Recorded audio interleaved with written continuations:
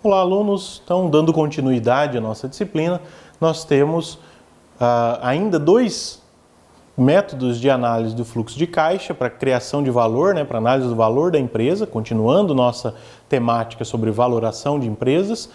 Nós temos o método do lucro econômico, chamado de EVA e MVA, e o método de dividendos, o método do fluxo de dividendos, que nós veremos adiante. Então, o método do valor econômico, ele considera o EVA, que a gente calcula, o valor econômico agregado, ele é o meu NOPAT, que a gente acabou de discutir, o NOPAT, que ele está presente lá no nosso fluxo de caixa, menos o capital investido vezes o custo de capital, porque aqui eu estou pegando quanto me custa, quanto que eu tenho que pagar do meu capital de acordo com o seu custo, e diminuo do meu valor de lucro, O NOPAT é uma espécie de lucro lá dentro é um resultado dentro do meu fluxo de caixa. E eu tenho o meu EVA. Somando os meus EVAs descontados, eu tenho o meu MVA, que é o meu valor de mercado agregado. E a gente vai notar que esse exemplo é bem parecido com o exemplo que a gente utilizou lá no fluxo de caixa descontado, que os valores inclusive vão dar significativamente próximos ali, tá? Como que a gente calcula pelo método EVA-MVA.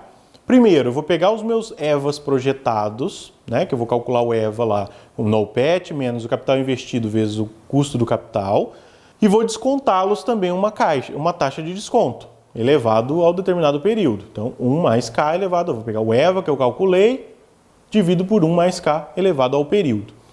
E eu calculo o EVA de continuidade. Aqui também nós temos duas distinções de período. Período de previsão explícita e o período de continuidade.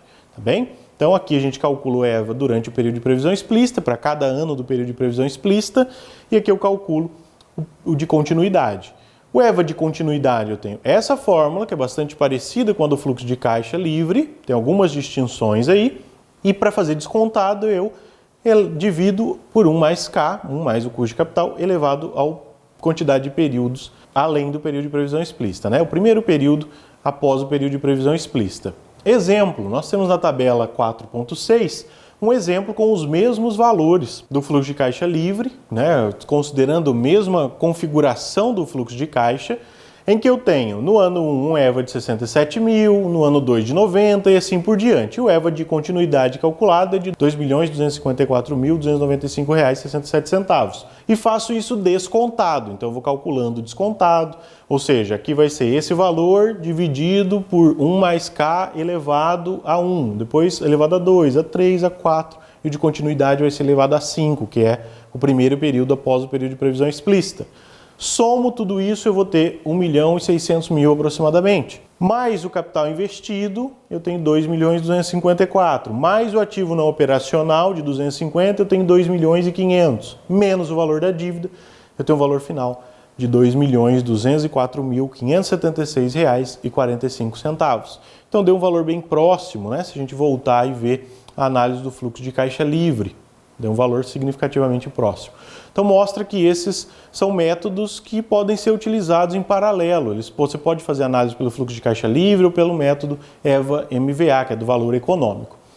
E a gente também tem o método do fluxo de caixa, de análise do fluxo de caixa com base no fluxo de dividendos. Então eu vou ver quais são os dividendos que a empresa está pagando e o que é dividendo.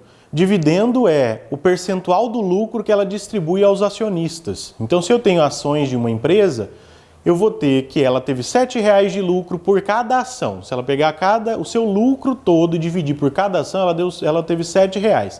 Esse é o que a gente chama de lucro por ação. Aí ela pega e fala, bom, deu R$ 7,00, eu vou pegar R$ 3,00 e vou distribuir para os acionistas. O resto eu vou manter comigo porque eu quero reinvestir na empresa.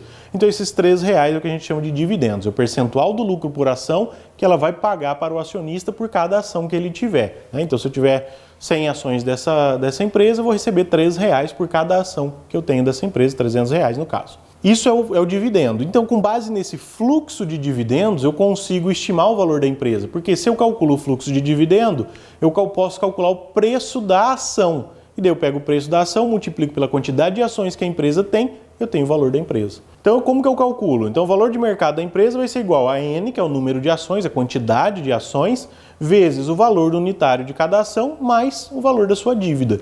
E como que eu calculo esse valor das ações? Eu tenho duas fórmulas. A do CAPM, que a gente já discutiu sobre custo de capital, e a do modelo que a gente é bastante conhecido como modelo Gordon, que eu vou tentar calcular o preço da ação da empresa, com base no dividendo e no custo de capital. Então eu preciso saber qual é o dividendo do período 1. O dividendo do período 1 é sempre o dividendo projetado. Tá? Se eu pegar e for analisar uma empresa, vai ter lá o dividendo do último ano. Ok, eu vou pegar o do último ano, eu posso colocar aqui? Não posso. Eu tenho que pegar o do último ano, que é passado, tenho que adicionar a taxa de crescimento desse dividendo, eu olho historicamente. Eu falo, ó, historicamente o crescimento desse dividendo é de 22%. Quer dizer que cresce ao ano 22%, bastante crescimento. Mas pode ser, tem empresas que têm isso. E daí eu vou pegar esse do último ano e vou adicionar 22%, então vai ser ele mais 22%, eu estou projetando para o próximo período. Aí eu coloco aqui o projetado. Divido pelo custo do capital próprio menos a taxa de crescimento dos dividendos. Então essa mesma taxa que eu utilizei para acrescentar o valor do dividendo passado para descobrir o valor do dividendo próximo, né, futuro, projetado, eu coloco ela aqui para reduzir o meu custo de capital, né?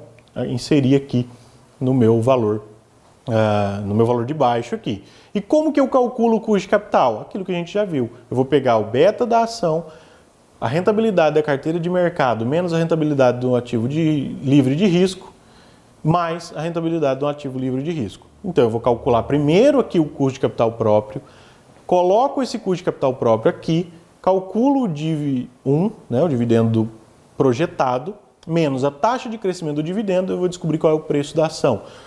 Inclusive, isso aqui pode servir de base para eu investir no mercado monetário, no mercado de capitais.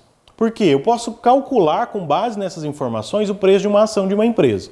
Eu entro lá, busco essas informações, existem sites especializados que têm essas informações, calculo o preço da ação da empresa e vamos supor que eu calculei o preço e deu R$20 o preço da ação da empresa.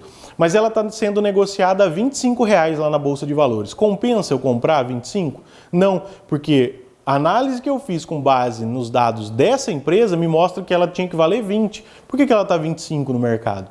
Porque, em geral, as expectativas em relação a elas estão muito positivas e daí não vai valer a pena investir nessa empresa, porque é como se a ação da empresa estivesse cara pelo que ela vale exatamente. Tá? Então é uma possibilidade também.